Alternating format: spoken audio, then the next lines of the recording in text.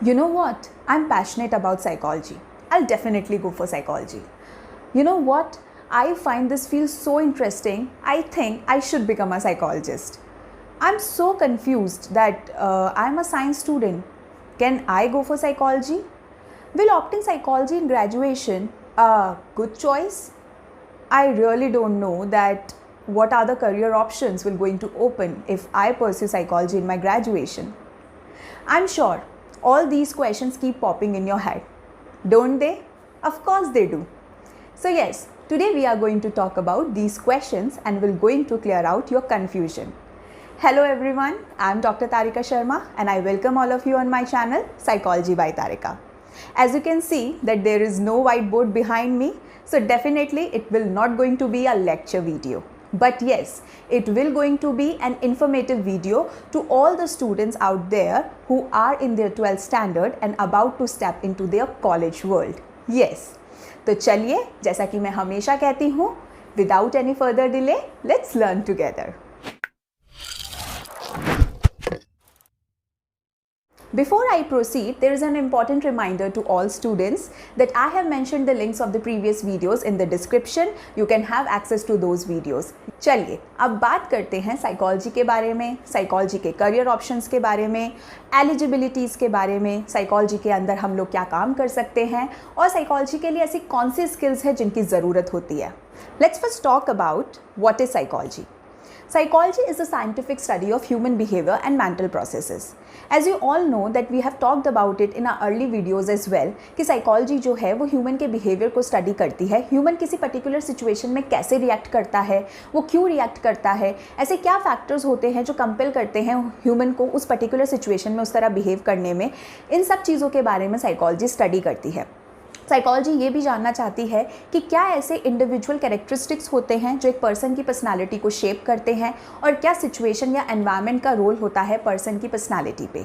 Psychology also deals with the treatment of the mental and emotional issues and not only this, psychology talks about human flourishing, human growth, personality development and many more things.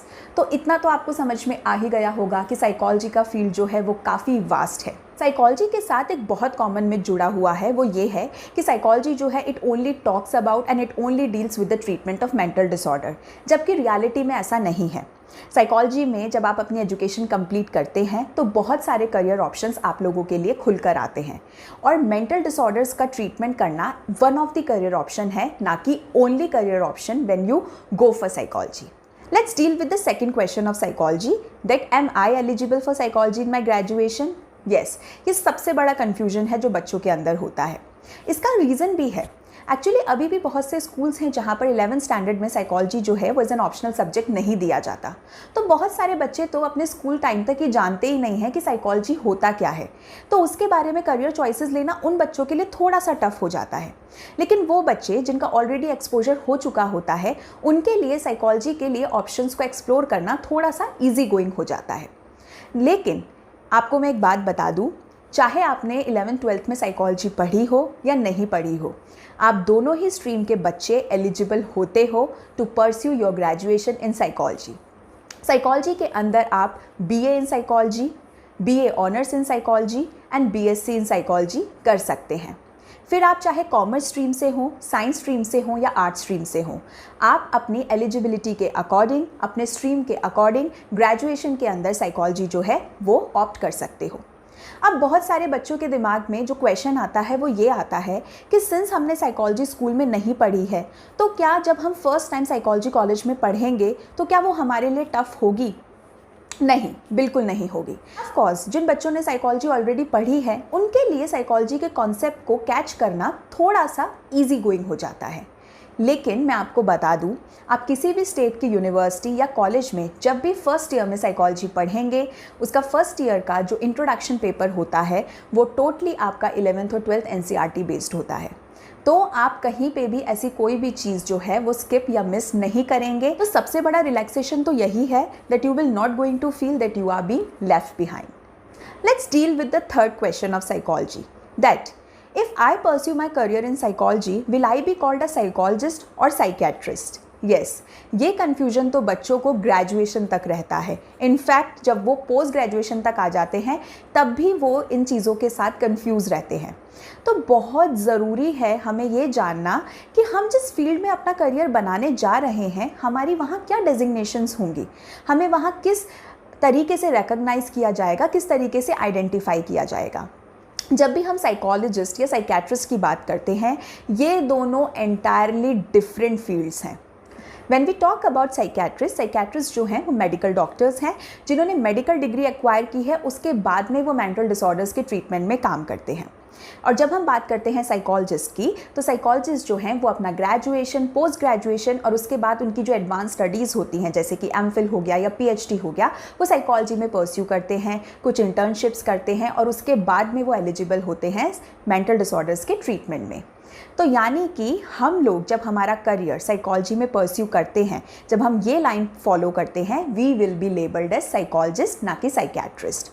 Yes, there are a certain situations जब psychiatrist और psychologist जो हैं वो दोनों साथ में काम करते हैं। साइकेट्रिस्ट जो हैं वो मोस्टली मेडिकेशन को फॉलो करते हैं, वो ट्रीटमेंट्स में मेडिकेशंस यूज़ करते हैं।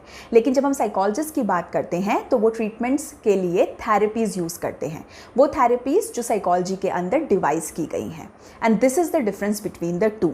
When you pursue your career in psychology, you will be called as a psychologist, you will be called as a counselor, you will be called as a therapist. जिस भी area में आपने अपने आप को specialise किया है, you will be called as a teacher or a professor or a researcher, and these are the designations that you receive when you pursue your career in psychology, not psychiatrist. Let's deal with the third question, that is specialization in psychology. Yes, after you have completed your graduation in psychology, it's very important to pursue your post graduation in the same field. ये आपका बहुत ही crucial time period होता है क्योंकि यहाँ से जब आप अपना एक स्पेशलाइजेशन डिफाइन कर लेते हैं तो इससे आपको आगे डायरेक्शन मिल जाती है कि आपको साइकोलॉजी के कौन से एरिया में अपना करियर स्टैब्लिश करना है। साइकोलॉजी के अंदर बहुत सारे स्पेशलाइजेशंस हैं और ये स्पेशलाइजेशन आप अपने पोस्ट ग्रेजुएशन में चूज़ करते हैं। जैसे कि आप क्लिनिकल साइकोलॉजी के लिए जा सकते हैं। क्लिनिकल साइकोलॉजी जो है वो डील करती है मेंटल डिसऑर्डर्स के आइडेंटिफिकेशन, उनके डायग्नोस में, उनके ट्रीटमेंट में, और क्या क्या नए नए डिसऑर्डर्स डेवलप हो रहे हैं उनके बारे में रिसर्च करना भी क्लिनिकल साइकोलॉजी के फील्ड में आता है। After clinical psychology, another important field to pursue career in is counselling psychology. It's an applied field जहाँ पर आप बेसिकली डील करते हैं इमोशनल और मेंटल हेल्थ इश्यूज़ के साथ। You provide counselling services. ये काउंसलिंग सर्विसेज आपके इमोशनल मेंटल इश्यूज़ से रिलेटेड भी हो सकती है या किसी की करियर चॉइसेस से भी रिलेटेड हो सकती है। इसके अंदर हमारे अवेयरनेस प्रोग्राम्स भी आते हैं, मेंटल हेल्थ इनिशिएटिव्स भी आते हैं, and these are all included in the counselling services. You can also pursue your career in organizational and industrial psychology. Yes, ये वो एरियाज़ होते हैं जहाँ पर साइकोलॉजिस्ट जो हैं वो वर्क करते हैं इंडस्ट्रियल सेक्टर्स के अंदर, जहाँ पे उनका काम होता है किसी कंपनी की ग्रोथ को मॉनिटर करना in terms of the psychological variables. यानी कि वहाँ के एम्प्लॉयज़ जो हैं उनका वर्क मोटिवेशन कैसा है, उनका अपनी जॉब को लेके सेटिस्फेक्शन कैसा है, अगर किसी तरीके का डिक्लाइन आ रहा है उनके परफॉर्मेंसेस के अंदर तो वो ऐसे क्या फैक्टर्स हैं और ऐसी क्या क्या चीज़ें हैं जिनको इनकॉर्पोरेट कर सकते हैं। तो बेसिकली वो डील करते हैं with the well being of the employees of a company. Counselling, clinical and industrial psychology सबसे ज़्यादा पॉपुलर फील्ड्स हैं जिसके अंदर मोस्टली बच्चे अपना करियर फॉलो करते हैं।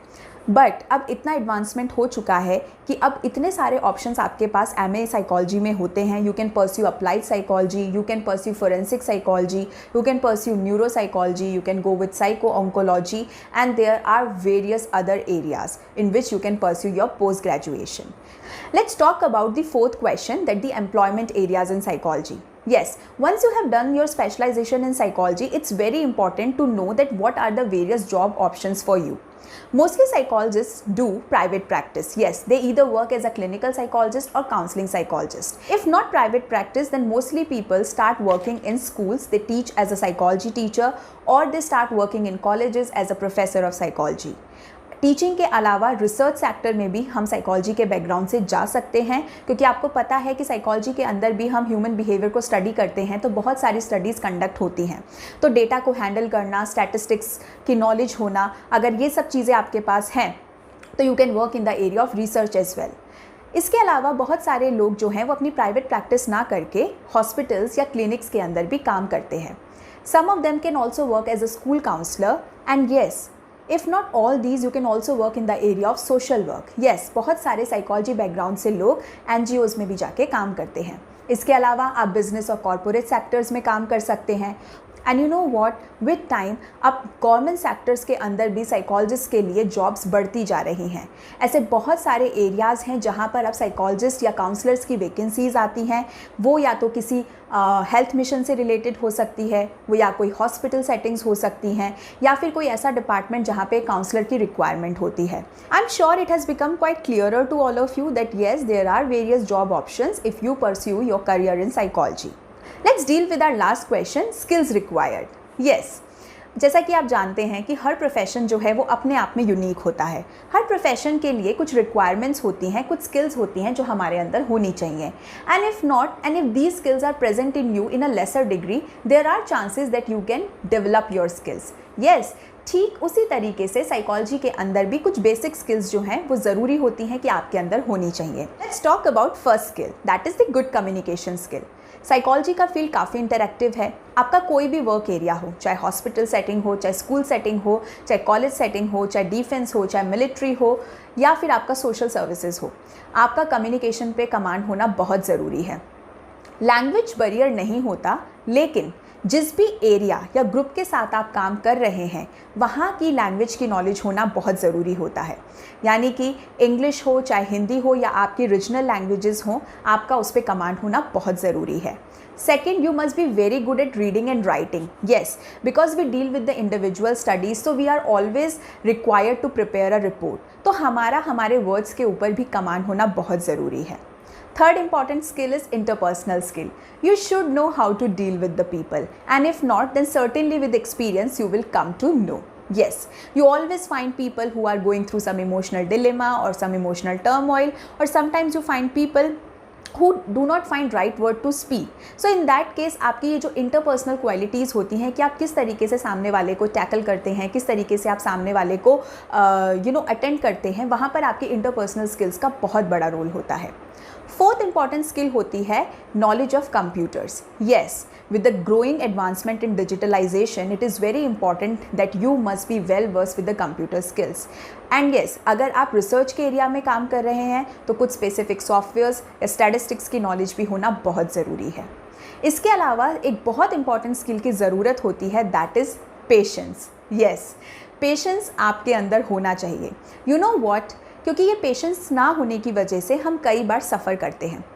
इसको मैं आपको दोनों एस्पेक्ट में बताती हूँ। जब आप साइकोलॉजी में अपना करियर परस्यू कर रहे होते हैं तो बहुत सारे बच्चों के माइंड में ये चीज़ होती है कि फटाफट से ना हमारी तो ग्रेजुएशन कंप्लीट हो जाए, फटाफट से मेरी पोस्ट ग्रेजुएशन कंप्लीट हो जाए और मुझे फटाफट से एक जॉब मिल जाए। तो ये जो फटाफट वाला प्रोसेस होता है वो साइकोलॉजी के एरिया में काम नहीं करता। साइकोलॉजी का फील्ड बहुत फुलफिलिंग है, बहुत प्रॉस्पेरस है, लेकिन this process takes time. You have to be very patient. It's not like an engineering और एन MBA प्रोग्राम जहाँ पे आपको प्लेसमेंट्स बहुत इमीडिएट मिल जाएंगे। यहाँ पर आपको काफ़ी पेशेंस रख के काम करना पड़ेगा। येस, आपको अपॉर्चुनिटीज़ मिलेंगी, but you have to be very steady with the process. Second important चीज़, that when you are a professional in psychology you have to be very patient. Yes, because ये field जो है वो बहुत patience demand करता है। जब आप अपने क्लाइंट्स के साथ डील करते हैं, जब आप उनकी प्रॉब्लम्स के साथ डील करते हैं, तब आप चीज़ें अपने हिसाब से डायरेक्ट नहीं कर सकते। आपको आपके क्लाइंट या जो भी आपका टारगेट एरिया है, आपको उनके अकॉर्डिंग अपने पेस को गवर्न करना होता है। तो यहाँ पर ये पेशेंस जो है वो बहुत काम देता है, बिकॉज अगर पेशेंस नहीं होगा तो आप हर चीज़ को बहुत जल्दी रैप अप करने की कोशिश करेंगे। और यहाँ पर हम डील कर रहे हैं ह्यूमन बिहेवियर के साथ। We are not dealing with machines, we are not dealing with the technology, we are dealing with the life person. And that's why it's very important that we must understand the perspective of the other person as well. You have to be very patient, you have to consider all the things, you have to be very analytical, you must have problem solving skills as well. And that's all for today. I hope इस video से आपकी कुछ queries resolve हो गई होंगी। अगर still आपके पास ऐसे कुछ क्वेश्चंस हैं जो आप पूछना चाहते हैं तो आप उन्हें कमेंट्स में मेंशन कर सकते हैं, या फिर डिस्क्रिप्शन में जो मेल ID है आप वहाँ पे भी अपनी क्वेरी प्लेस कर सकते हैं। And you can also go for the career counselling sessions with us. And yes, if you find this video informative, do not forget to like this video and subscribe to my channel. I'll keep bringing more interactive videos. Till then, stay home, stay safe, take care. Thank you.